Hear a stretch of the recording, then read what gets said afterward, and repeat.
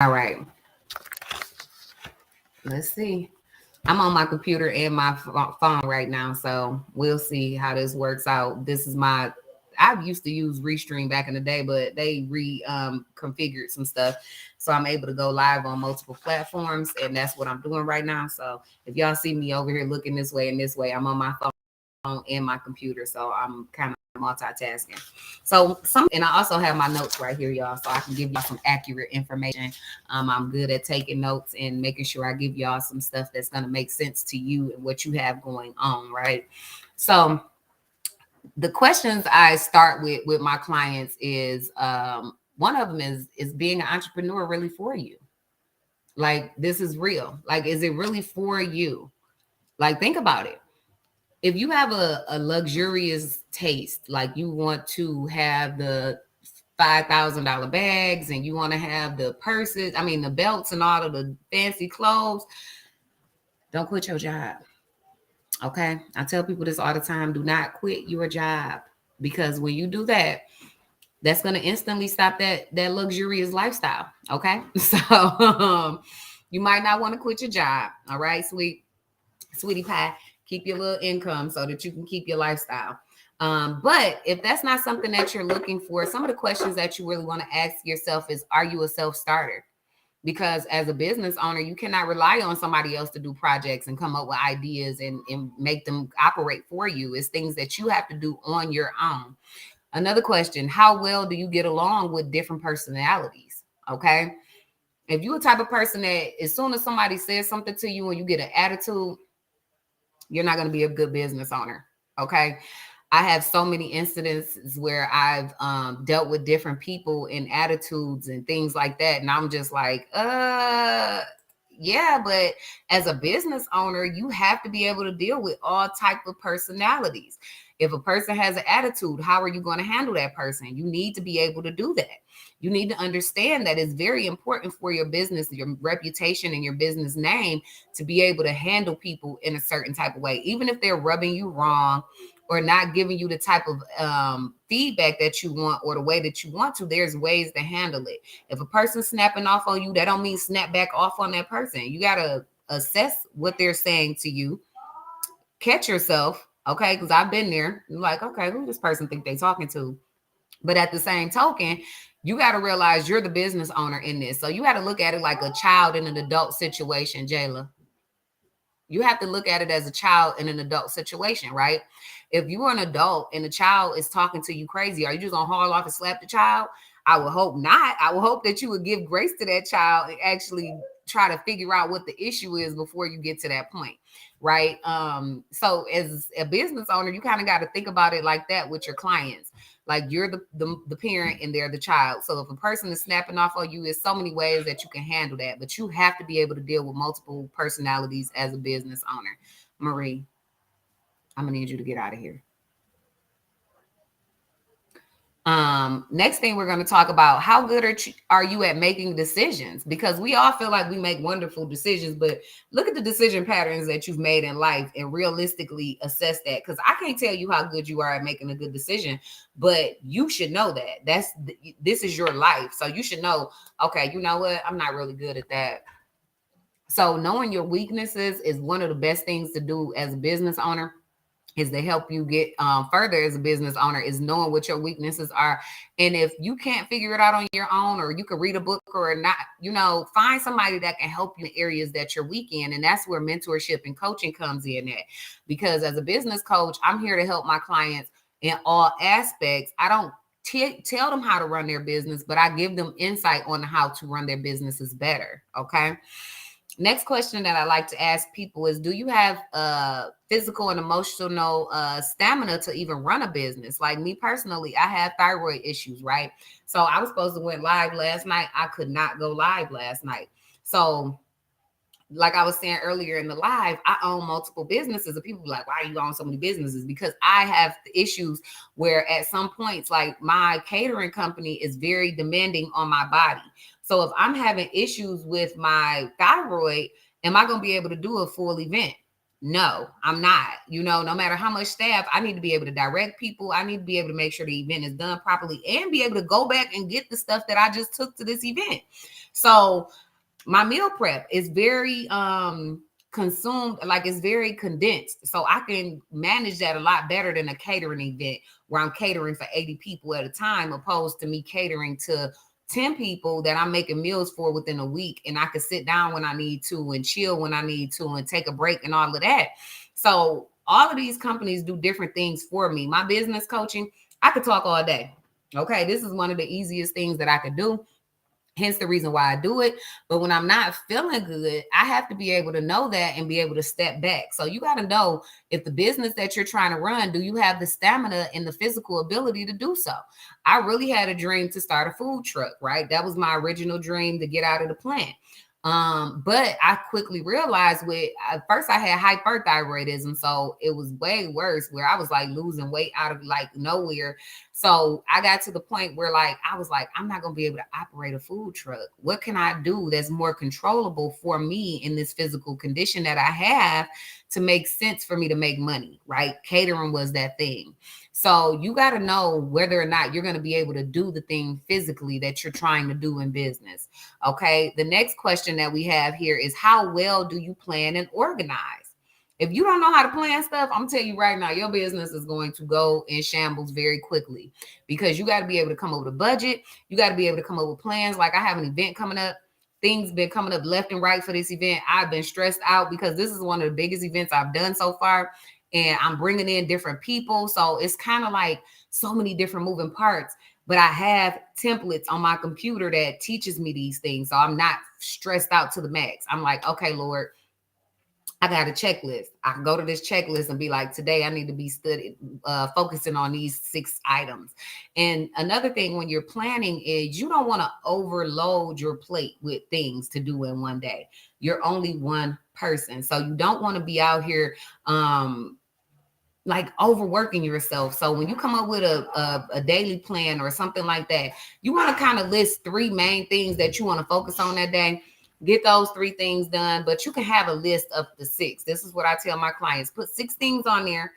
Do the most tedious thing first, so you can get that out the way. Break those things down into like 30-minute segments so that you can take time away from that job or that work, especially people that work from home. You will get burned out being on the computer all day. So if you can be like, I'm going to take 6 calls this first hour, and then I'm going to chill out. And then I'm going to if you can do that. That's how I set my schedules up. I make sure that I could do the main bulk of my things. I'm up at 3:00 every morning. And that's not to work. That's to give my time to God, because I don't do nothing without him. But I work from 5 to 11. And between that time, I be done took 4 breaks. Okay. And I'll sit down and be like, okay, from 5 to 7, I'm gonna work on my computer. And then from 7 to 7:30, I'm gonna take a break. 7:30 to 9:00, I'm going to do things around my house, like wash my clothes, make up my bed if my husband was at home and he got out and didn't make it. Clean up whatever small things I need to do around the house, play with my daughter, whatever I need to do. And then that's work for me in my home. And then I'll take another 30-minute break, right? And then I'll come back to working my actual job, right? So you have to be able to have good work-life balance, even when you're working from home, okay? And a lot of entrepreneurs do work from home. So you want to have good work-life balance in accordance to what you got going on in your house, right? Another question that we talk about is your drive strong enough to maintain your motivation? And what does that mean? When we first start things, we're so excited. We're like, yes, I'm about to make this happen. I'm about to get all this money. And then after 3 months, when stuff not really going the way you want it to go, where's that excitement going to take you? You have to be as motivated from the jump, like every single day. You're not going to have the same type of motivation. So is your drive going to be able to help you maintain that until that motivation comes back? These are questions that I need you guys to be asking yourself. All right. And the last thing that I ask my clients is, how will this business affect your family? All right. Because as a business owner, like I said earlier, you are everything in the beginning. You are the day-to-day operations, you are the accountant, you are the planner, you are the everything for that business. So if you don't have a system set up for you to get these things done, it's going to start affecting your home, right? It's going to affect the amount of time you're able to spend with your children and your husband and make sure they eating and things like that. So you kind of want to think about it in that manner of how will these things affect my family? Because at the end of the day, we're doing this for our families. We're doing this so we can spend more time with our kids. We're doing this so that we could be like me personally, I could speak for myself. I wanted to be a stay-at-home mom. I wanted to be a stay-at-home wife, but I also want to be able to be contribute to my household financially. I don't want my husband working himself to death, right? So I want to be able to bring money in to make sure that we're living a great lifestyle and is not affected because I went from making this much money at Ford Motor Company to doing this, and now we just broke. Like, no, that's not what I wanted. So I make sure that I'm still constantly bringing money into the house, but I also make sure that the home is number one. I don't put anything before my family. So when I'm at work, I'm at work. But when it's time to cut this camera off, when it's time to cut this computer off, I shut everything down. I don't take any more phone calls, and I actually spend time with my family. My husband does the same thing. When he comes home from work, he may stay on the phone with his people for a couple hours or whatever. But when it's time for me to shut everything down, we shut everything down together and we have family time.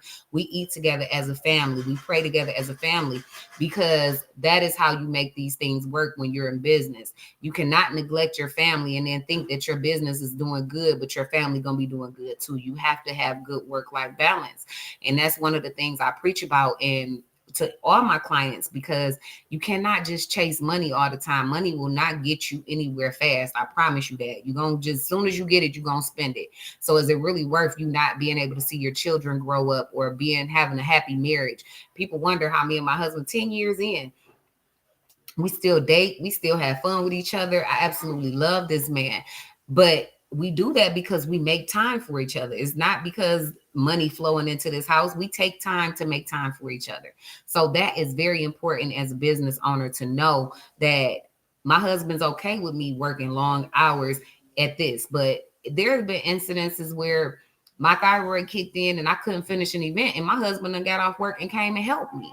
Are you going to have that type of support system? There's been times where I'm like, babe, I'm going to have to take $10,000 out of our personal account to make sure these things get paid over here until this loan comes in. He's like, cool, go make it happen. So you need that type of support when you're a business owner, because if you don't have that, that makes you being a business owner that much harder and the success that much harder to achieve. Okay.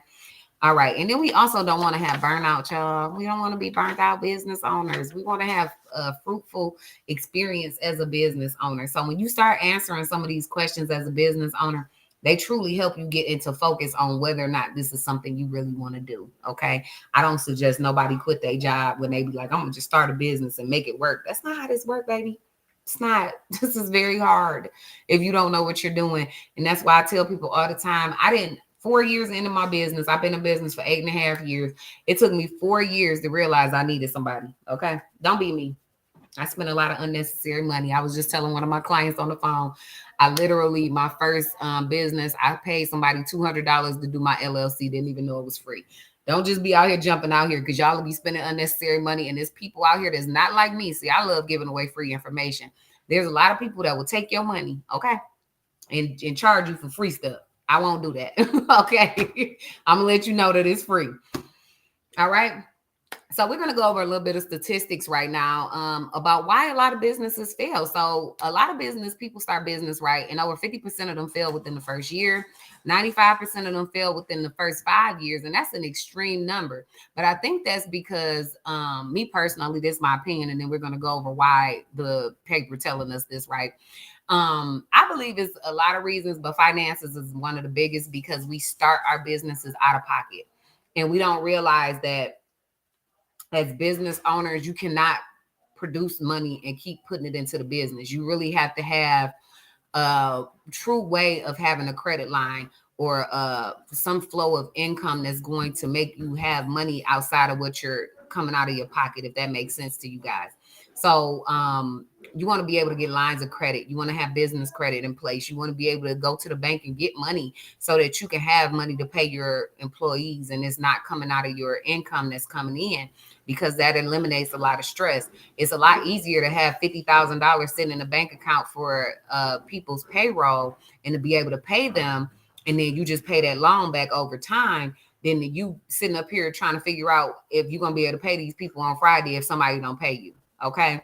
So that's why I say you want to be able to make sure you got lines of credit and things in place so that when you need this money, it's available to you. And that's one of the biggest mistakes I made when I first started my business. I tried to do everything out of pocket, and I ain't gonna say I went broke, because catering really pays for itself. I picked the industry that really kind of paid for itself, but I could have saved a whole lot more money and invested it in other areas and made more money had I done this the correct way. Okay. And I'm all about investing and compounding the money that you make so that you're not spending all your money on the business, right? We want to be able to take that money, put it into great investments so that it's compounding over time.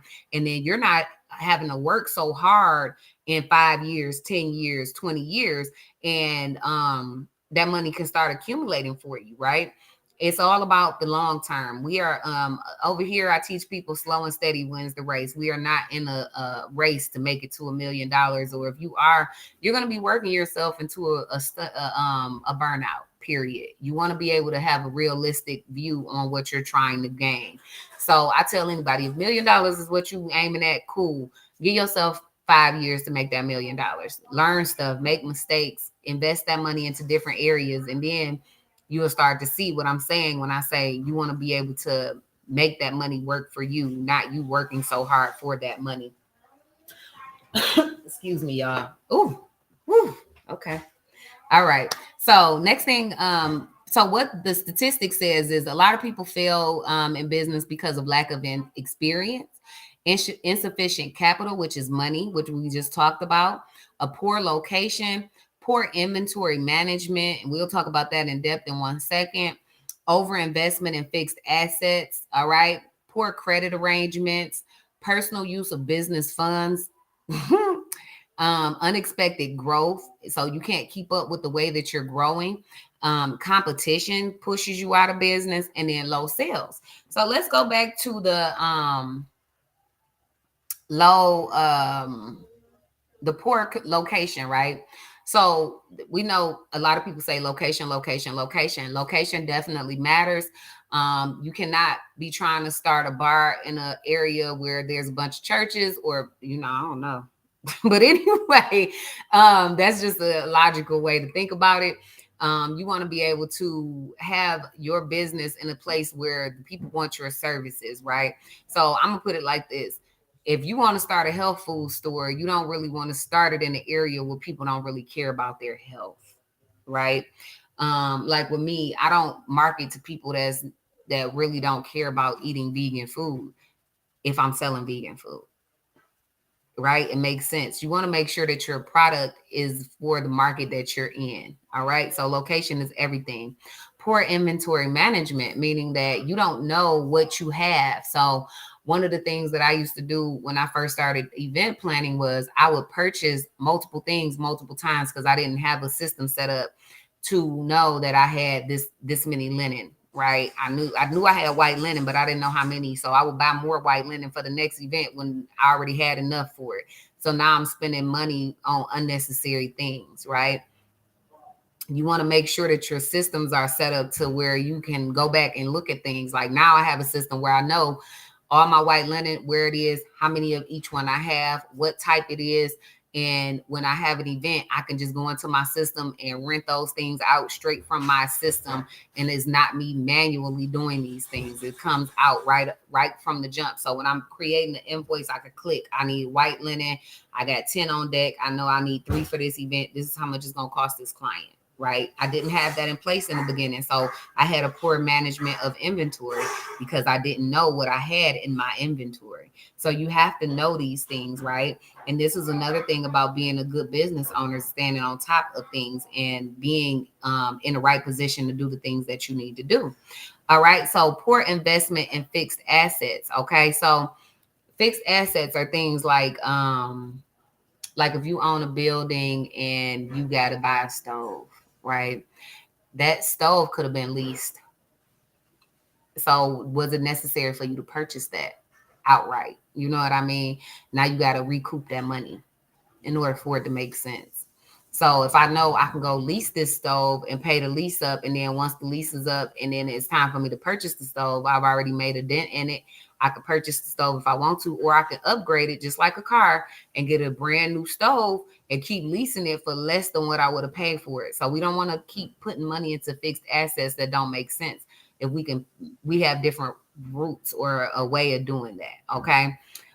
Poor credit arrangements, meaning like you got bad credit in your business or personal life, and it's going to make that credit card interest rate 30%. You don't want to do that, right? You don't want to also be lending credit out to people and not getting your money back, right? So you got to have systems in place for these things so that one, you stand on top of your business credit. So you're staying above a 70, right? Because they want your business credit between a 70 and 80. 80 is great, right? Business, your personal credit. A lot of people be like, I know I see so many business credit gurus be like, well, you don't need business personal guarantee. When you're getting lines of credit, you most definitely do, and they want your credit score to be a 720. Okay, so working on that personal credit to have that 720 to get the loans that they want, right? One of the backgrounds I have is in funding. I purchased the funding. I bought into a funding company back in October, and we're just kind of rolling our program out this year because I wanted to kind of learn all the ins and outs of the business. And one of the things that I've learned, like a lot of reasons why businesses, especially in the minority community, are getting less loans than approvals than in other ones, is really not because we're Black or Hispanic or any of that. It's because we don't know what we don't know. And we don't know that if you don't have a website or a business email address, not a Google or a Yahoo, but yourcompany.com or whatever, that makes them tell you no. Not being listed with 411 makes them tell you no. Not having a low 5 credit rating makes them tell you no. What is a low 5 credit rating? A low 5 credit rating is having $10,000 in the bank for 90 days consecutively without being touched. They want to see that because in their mind, you don't need their money. So they want to lend you their money. They're like, oh, they're going to make sure they pay me back because they got money just sitting in the bank, and it needs to be in a business bank account. You got to have a business bank account listed under your business name, and all of these things need to be the same across the board. So whatever you listed that LLC or corporation or partnership with the government, you want to make sure that the phone number is a business phone number and the address is a business address, even if it's a virtual office, y'all. Even though sometimes they look down on virtual offices, but it's better to have a virtual office than a home office in this situation. So you want to make sure that you have these things in place when you're going out for credit. It's so many things. They look for 150 things, but it's 20 things that you definitely have to be compliant in strongly before the underwriters be like, cool, we'll give you this $25,000. You see what I'm saying? So we are trying to position the community to get these loans so that we can make our businesses what we want them to be from the jump. And it's not just us sacrificing our own money constantly, because that's where it's really draining us as business owners. Because it's like, as much as I make, it's like I'm failing too. And we don't want to do that. We literally want to just be flourishing in business, and it's growing as we grow, right? And I promise you, it's not as hard as some people try to make it. I feel like if we did the right things from jump, we would not be having as many problems as we do in business. But that's just my little spiel. Okay. Let's talk about this personal use of business funds. Okay. If it's your business funds, you should be having a salary or a paycheck come out for you, a stipend. You need a stipend coming out for you. So like, I pay myself a certain amount of money every week out of my business bank account. Okay. I don't just take all that money and be like, oh, this is my money, I'm gonna do what I want to do with it. You cannot do that. Okay. The government coming for you. Okay. You cannot mingle funds. Okay. That's why you have a business account. You have a personal account. So what I do is I say, okay, I made this much money this month. Every 2 weeks, I'm going to take out this much money for my personal use. And then for personal things, I'm going to buy this, and this with, and this is how we're going to pay bills or whatever. Even though my husband make enough money to pay our bills, I make sure that we do the fun stuff with my money. But, that's neither here nor there. But I'm just saying, having a place for that money to go, creating budgets for your money. Okay. So I know what bills need to be coming out, what time of the month they coming out, how much money I'm gonna need to cover those bills, how much I need to pay myself to have the lifestyle that I want to live. And then the rest of that money goes towards business expenses, right? And then I also keep track of those things through QuickBooks, because with QuickBooks Small Business, I promise y'all, it makes your life so much easier when you get ready to go do your taxes, and it can just print off your profit and loss statement. You take it right to your tax account, and they just do everything that they need to do for your Schedule C without you having to worry about if you're doing wrong or right. And it gives you the option to itemize those things right inside the app, right? So that's one of the services that we provide with my coaching program as well, is making sure that your QuickBooks is set up properly so that you're not being audited because you're not doing your taxes correctly, okay? Or paying yourself correctly, because you cannot commingle funds as a business and a person, okay? Unless you're a sole proprietorship, and then at that point you are 100% liable for everything that happens with that business. So I don't ever suggest people do that, okay? Let's talk about unexpected growth. Woo, let me tell y'all, I was in this program, I'm still in this program called Food Lab Detroit. And one of the ladies that was in the program, we had weekly meetings where we would meet up and kind of discuss our businesses, meet like-minded individuals, kind of mingle with them, figuring out what other people got going on in the community and how we could help each other, right? So we had a lady, oh, y'all gotta excuse me, my nose is itching like crazy. But we had a lady that came in, and she was saying how she almost had to close her doors because she went one day from like baking maybe 2 cakes, and she got a large order from she got like a thing come on the news, and she just got all these orders out of nowhere, and she couldn't keep up with the orders, so she was ready to quit. That is what it means to have unexpected growth. Like, she had growth overnight, and it kind of like put her in turmoil because she didn't even have employees in place to make this happen, but she did. She like called all her family up, and they came and helped her. But it was like, you got to be ready for the influx of people. You have to be ready, because if not, that can ruin your business, because you don't really want to have a business where you promising things and you're not delivering. That's one of the things I teach my clients. Don't promise nothing you can't do. I don't promise people nothing I can't do. Anything that I offer, I'm good at it. Okay. If I don't know what I'm talking about, I ain't even gonna tell you I can do it. I'm gonna just learn it, and then I'll come back. But I'm not, if I promise you, you may ask any one of my clients, I'll be like, yeah, I don't know how to do that. I'm gonna just send you to somebody that know how to do that. And you got to be able to do that as a business owner, because everything is not meant for you to do, and all money is not good money. And I tell people this all the time. Don't fall for the money trap. Okay. You be like, oh, that's some good money, I'm gonna just do it. Yeah, okay. You're gonna mess your reputation up, you're gonna mess your name up. You don't want to do that. I'm a very reputable business owner. In all my businesses, I get word of mouth clients from all my businesses, because people know if my name attached to it, I'm going above and beyond. If I do something wrong, I'm apologetic. I'm coming through with savings. I'm gonna come through with coupons. I'm gonna be like, can I do the next event for half off? Anything to make them understand that I'm truly apologetic for whatever I messed up. Okay. So you just got to think like that as business owners. You can't think that everything that you do is right. I don't believe in that. I believe that you have to sit back and assess every situation and for what it is. And this is your name out here. These people are paying your bills. So you better, hey, how y'all doing? You know what I mean? You just got to do it sometimes, y'all. I'm telling y'all. But if you're doing what you need to be doing and you're delivering the way you're supposed to, you would never have to worry about that. People are going to continue to deal with you because you're a reputable company. Okay. Next thing that they had on here was competition and low sales. So competition, if you don't stay on top of your competitors, baby, they're going to take over. They're going to take the game over. Okay. So one of the things I tell people all the time is every 2 months, okay, this is how I operate. Every 2 months, I go back and do research on the people that is in the same industry with me. I want to see what they're doing, how they doing it, where they are in their business, how it looks. You know what I mean? Because I want to stay up on the new trends. I kind of want to see what's going on out here. If people doing stuff I'm not doing that I need to be incorporating in my businesses. This is how you learn things too. It's not about you hating on nobody, because I've collaborated with people that's my competitor, and they've given me work at times, and I've given them work. So it's not always about a competition. It's about just building those relationships in the field that you are in, and being able to set your pride aside and being like, okay, you know what? I could probably learn something from this person. And I am good for that. People know I ask for help in a heartbeat. I was like, girl, how you do that? Like, where you get them people from? How did you get these high-end clients? Because these are the type of people I want to work with. You feel me? And if you never put yourself in a room with these people and learn these people, you will never know what they're doing. And then now you're going to be the person that's out of the loop, and everybody else is excelling in their industry. And you're like, well, how did they get there? Because they stood up on and they started figuring out what their competitors was doing. So don't let your competition be the reason why you fail in business, okay? Because it's always easy to research, all right? And then low sales, really low sales comes down to your marketing, okay? You got to stay in front of your customers all the time. You can't wait for them to forget who you are and then try to come back to them. You got to literally stay in front of these people.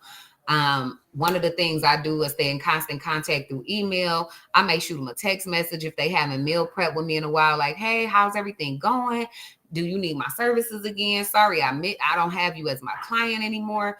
I don't get people back from that. You know what I mean? So, and sometimes just leaving my clients alone and letting them come back when it's feasible for them is also another thing that I've done. Just being like, you know what? That person said they didn't have the income to deal with me at this moment. Or if I'm having a special, I could be like, you know what? I remember you told me that you didn't have the money, but right now I'm running a special. So if you want to come back, fine. If not, I'm okay with it. But, I'm just letting you know.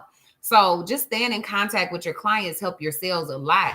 And I'm going to tell y'all right now, as business owners, you cannot drop the ball on the people that you already have, because it costs a lot more money to get new people than they do to keep the people you already have. I'm telling you right now, that's statistics. Okay. So you want to make sure that you are keeping the people that you already have as long as possible, because that's the people that's going to keep your residual income coming in. I got people that I've had catering events for because they meal prep with me. I've done weddings off my meal prep clients because they're like, hey, I love your food. Can you cater my wedding? Sure can. I've had people that was my catering clients like, oh, I didn't know you event plan.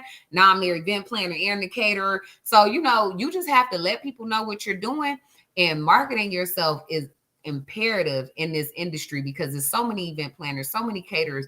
But I'm a one-stop shop. So a lot of people like to come to me because it lessens the headache. You ain't got to call 50 people to try and keep up with the things that they're doing, or, what time are you going to be? Like, no, I make sure I contact my clients 3 days before their event. I make sure that they hear from me the day of the event. I send them a prayer the morning of their event. Like, I'm just very hands-on with all of my clients. I love to make sure that they feel the love that I felt from them hiring me. So I'm going to give it right back to them. Okay. So we don't want low sales because we're not marketing ourselves properly or keeping our clients the way we should be trying to keep them, because our clients matter. Okay, y'all. I'm gonna keep y'all all night tonight. Not really. We're gonna probably talk about 20 more minutes. I'm just going over some of the things that I have in my ebook. If y'all didn't know, I have an ebook for business owners, how to start a business. It's for sale on my site, plannervault.com. I'll put it in the descriptions if I can figure out how to do this on my live stream over here. Let me see.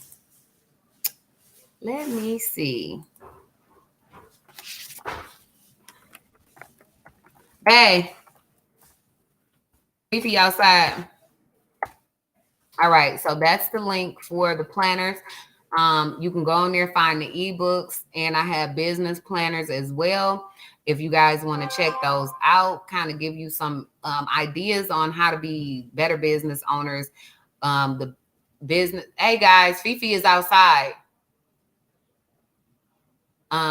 So y'all gotta excuse me. Y'all know I'm a mama first, right? Do y'all hear me? Hello? Fiona's outside barking her life away. They done left my dog outside, y'all. I'm sorry. She out there like, somebody let me in here. My daddy done left me out here. So some of the things that we're going to talk about next is some of the traits of being a good business owner, right? Because business ownership, again, is not for everybody. It is not. This is a very hard thing to do. So if you possess some of these traits, business ownership just might be for you. All right. So if you're persistent, you're inquisitive, That's one of the main things I feel like business owners need, because whenever you think about things and you want to know answers to questions all the time, it's only going to make you a better business owner. I promise you. I worked for a small business owners my whole life, and every last person I worked for used to be like, Tawana, you are not going to work for anybody the rest of your life. You want to know too much. That was one of my strongest traits. I could literally have a million questions about what they did. I wanted to know everything. And I didn't even want to be a business owner at the point. I was really okay with being a worker, but I had a million questions. And one of my bosses, she pulled me to the side one day. She was like, girl, I can't wait till you start your own business. And now is one of my biggest fans. She mentors me and everything. She loves it. She'd be like, I knew your butt wasn't going to work for nobody the rest of your life because you just be wanting to know too much. So inquisitive. Okay. We definitely want to do that. Having a strong drive to achieve things in life. You got to be goal oriented, right? You need to be self-confident, because I'm telling you, this is not for the faint. Okay. I have had days where I've had meltdowns. I had one earlier today because some things went wrong with one of my events. And I just was like, oh my God, this is too much. But you got to have that strong family support system, because as soon as I went into the meltdown, my husband was like, go pray. Stop crying. It's going to be okay. Everything's going to work out. You need that as a business owner, because I promise you, you'll be like, how? Like, why me? So you got to have that support system, but you also have to have a self-confidence about yourself that no matter how people feel or say or support you, you know that you're doing what you're supposed to be doing. I'm one of those people, because I know that everything that I'm doing, God told me to do, right? I don't do anything without moving with God's graces, right? So whenever I'm moving, I pray before I move on anything. I listen to the direction and then I move. So I know I'm doing the right things. Me coming on here for life, like people be like, why don't you charge for your lives? And I'd be like, for what? It's people out here that really needs this information to start their business. And God wants me to help people start their businesses. So why wouldn't I give him this information for free? Right? Y'all give me 1 second. Let me get my lighting together, because it's getting dark outside and this light ain't doing it. Okay.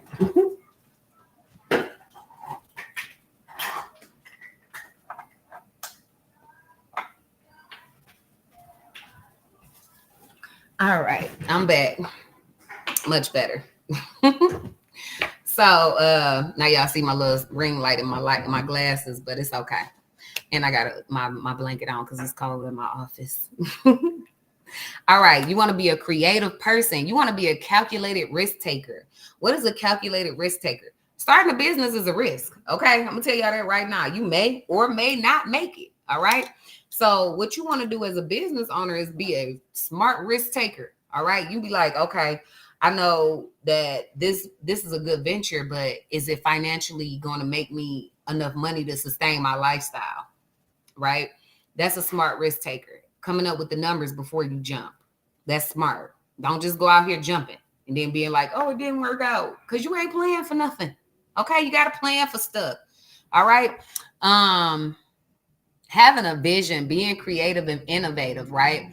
Because you don't want to be doing what everybody else is doing. You want to make sure that you are coming up. You want to be like a leader in the industry. You want to make sure that what you're coming up with, other people are not doing, because then you're going to set yourself apart. Like my style of event planning is different than a lot of people's, because I like to do the type of stuff I do, and I attract certain type of people because of the way that I decorate.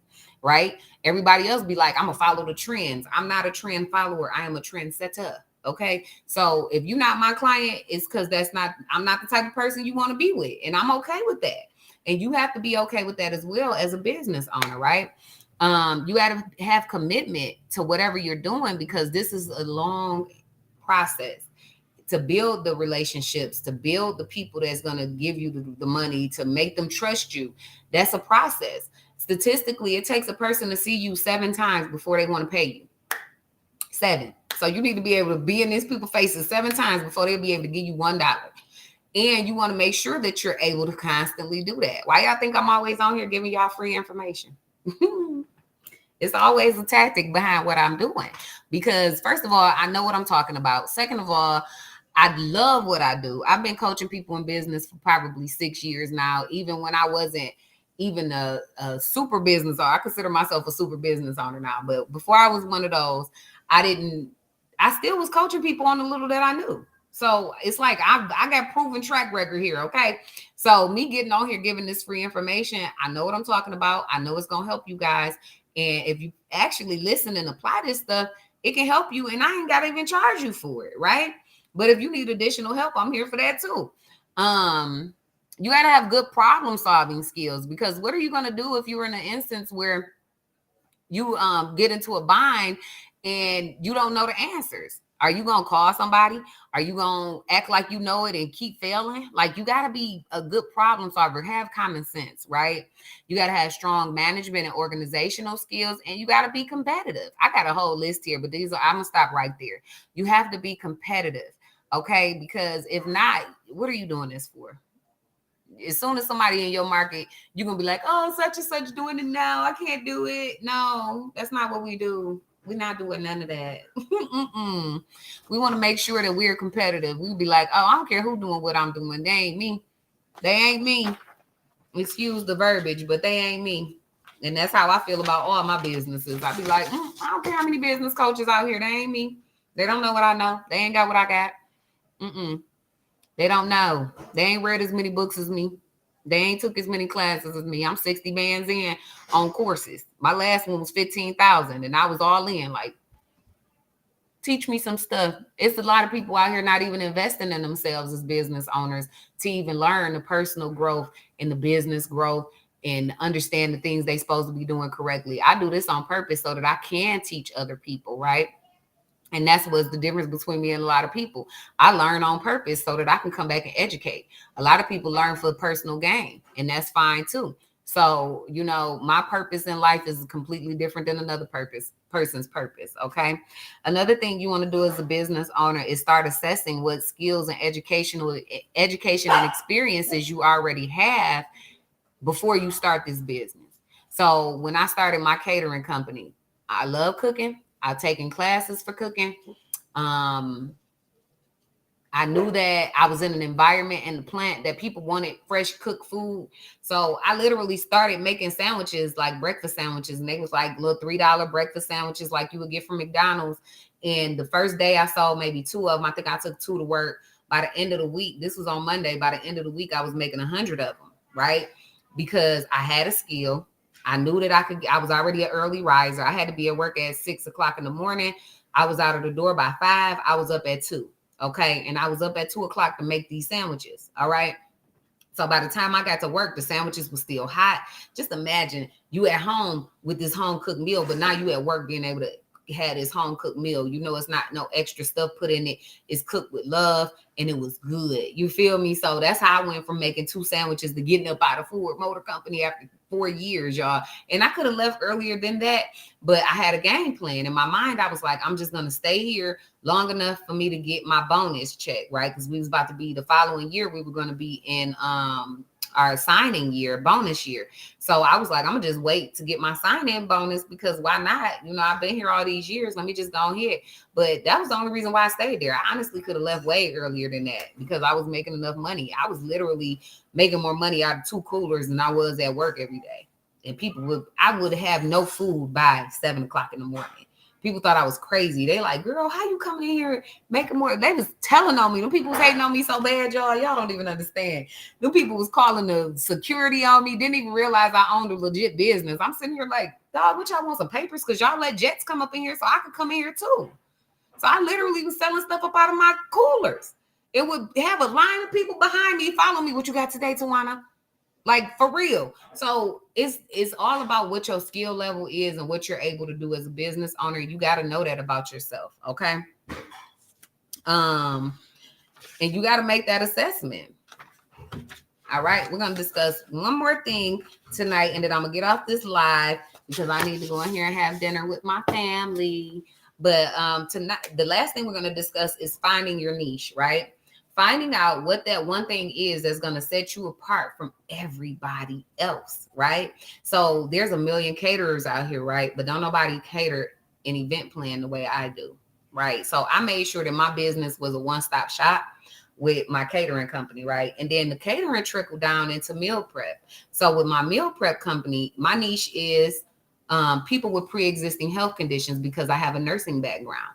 So I took that nursing education and I put it toward the cooking education, and I made that a business, because now I'm able to sit my clients down, explain to them what their issues are, get them off medications, help them lower their levels to whatever the issue was, and still do that while providing them with food that they already like to eat. Right? A lot of people just be like, oh, we just cook healthy food. No, I cook healthy food that's the same stuff that you would have ate. I just cook it in a better way. I cook it with less salt or no salt. I cook it with fresh vegetables. I cook it so it's like, and then it's portion control, right? So not only is it tasty and healthy for you, you're going to want to eat it. So now we're eliminating 3 problems that I already know people having. You don't want to cook, so you're going to eat wrong. You're not going to not eat the food because it's delicious, and it's helping you get rid of whatever condition that you had, or at least diminish the amount of medication you're on, because sometimes the damage is already done, right? So we're really just trying to reverse some of that damage so that we can keep you here longer. One of the things that I learned in the nursing program was that when people take all these pills, that first pill is probably the reason why they're on the 5th one, right? Because that first pill is passing through their liver, which is processing everything out your body. Every bad thing in your body goes through your liver to get cleaned, right? That's how we get our blood and stuff cleaned, right? So if this pill is killing your liver no longer can do its job. Now you got all these free radicals running through your body, all these germs and things like that. And guess what? Now you got to take a pill for your heart because your lungs was acting up. Now you got to take it, like, so it's just a trickle down effect. So what I wanted to do was be a mediator in between those things to make sure that my clients didn't have to experience that. If we could stop you on that first med, because high blood pressure runs rampant, diabetes runs rampant in our communities, high cholesterol runs rampant in our community. If I could stop you from having those things, you could live longer in a more healthy lifestyle and be here for your family. So I made sure that my niche was something that I was passionate about. My mom died from COPD. She had diabetes, so she had to stick herself every day. So these are things that's struck home with me, so that I was like, you know what? I don't want to see nobody else family member go through that. That's why this is my niche. And that's why I'm so successful at what I do. I don't even have to advertise my business, y'all. I promise y'all, I get word of my clients almost every day. And my clients stick with me for years. I done had clients literally stick with me for years because my food is delicious. They like, girl, I can't. No, I had somebody go to somebody else and be like, you know what, Twan, I'm sorry. I'm back. You feel me? Because I know what I'm doing. I've been doing this for years. I grew up in a big family. So you got to understand who you trying to market to. Everybody is not your client, right? You want to make sure that your niche is so small. That's how you're going to get the most clients. And they're going to be clients that's worth your while. Everybody can't even afford my services, right?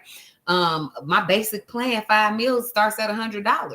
So most people be like, $100, I wish I would, but it's not just about the food with me. You're getting the food, the macros. I'm sitting down doing research on your condition. So you're just like you getting a dietitian and the food all together.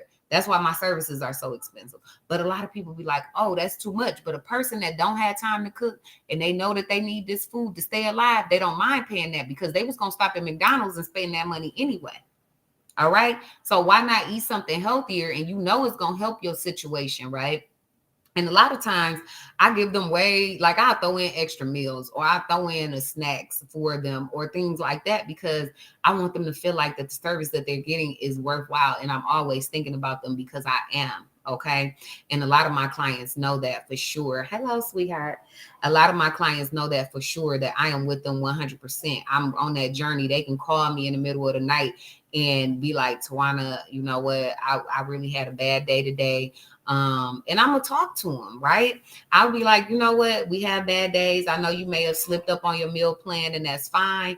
I tell my clients also, don't try to be such a stickler to a diet, because diets they're gonna fail. That's why I don't tell people we're on diets. We're on lifestyle changes over here, because we changing our mentality of how we eat with the fact that we're going to start eating better, right? And then I teach them also, if they can't stay with me because they money funny or whatever, I will teach them how to cook like this for themselves so that if they can't come to me, they gonna still be eating healthy because I care. And those are the type of business owners I want to work with. I want people that's passionate about what they're doing, not just out here trying to make money, because when you just out here trying to make money, you just gonna do people wrong. And I can't rock with you like that. Like I can't have you out here trying to do people bad, right? So I really be trying to make it where it makes sense for my clients. It makes sense for me, but they know that they're loved and appreciated, right? So when you find the right niche, when you find those right clients, no matter what that is, when you do that research and you know who that target client is, because everybody is not your client again.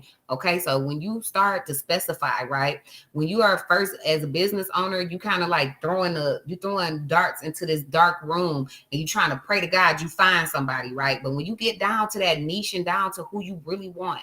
So like I know for a fact my clients are between the ages of 18 and 45. They work a certain type of job. They got children. They make over $60,000 a year.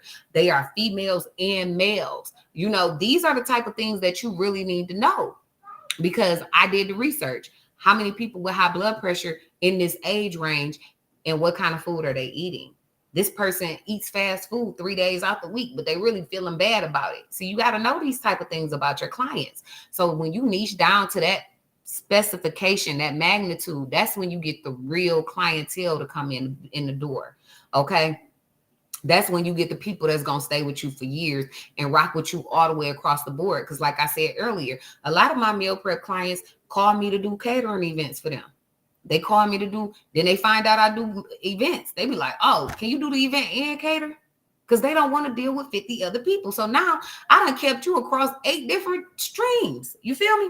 So we just want to start thinking about these type of things as business owners, because if anybody pay attention to all my businesses, they correlate with each other. Every business I own correlates with the last business. And I keep it that way on purpose, because if it correlates, it's not work for me. Everything I do, I love doing. And that's how you want to be as a business owner. You want to love what you do. You want to love what you do. You want your clients to love you. And don't be looking at people as dollar signs. Really be compassionate about what you're doing, because I'm a firm believer that if you believe in what you're doing, you really care about the people that you're dealing with, the money gonna come. The money comes. And then they're gonna bring more people because they love you. They want to see you succeed. You feel me? I got people that literally want to see me succeed. They be bringing people to me out the woodworks. I be like, I can't take nobody else right now. I'm tired, boss. Okay. So it's been real, guys. I'm putting my website in the comment box. If you need any coaching help, I do free 1 hour business evaluation coaching sessions. So we can kind of go over what it is your business does. If this is a service that'll work for you, coaching, I feel like every person that's going into business needs some type of coach or mentor, even if it's not me, because we don't know all the answers, and the stuff that other people can help you with makes your process a lot easier. Okay. With that being said, I want you guys to have a beautiful night. I'm going to be praying for y'all and the success to any businesses that y'all want to start. I'm here to help. Like I said, I'm Coach T. Marie Greene, and I pray that y'all have a wonderful night. All right. Oh, before I end, okay, guys, because I ended my live on here, but we're doing Eat and Educate. I forgot all about this, y'all. We're doing the Eat and Educate series July 23rd at Eastern Michigan University. The tickets are $100. With that, you get free headshots for your business. You're going to get a business planner. You're going to get food, and you're going to be able to hear from 5 business owners that's going to be dropping gems on how to make your business more profitable. So if you are interested, please go over to my website. The event is right on the first page. You just click and register, get your tickets, and be there by 10 o'clock so that you can get your headshots. Tickets are selling, y'all. I'm telling y'all right now, we got limited spaces, and once it's over, it is over. All right. So I want y'all to understand, we're going to be doing this. We're going to be doing this probably for the rest of the year. We're going to be hosting Eat and Educate every 2 months, maybe up until next year. And what we are trying to accomplish with that is making sure that business owners have help every step of the way. All right. So with that being said, I'm out of here for real. But July 23rd, Eat and Educate at Eastern Michigan. The tickets are on tmariegreene.com in the event section. Feel free to go on there and grab your tickets today. All right. See you guys later.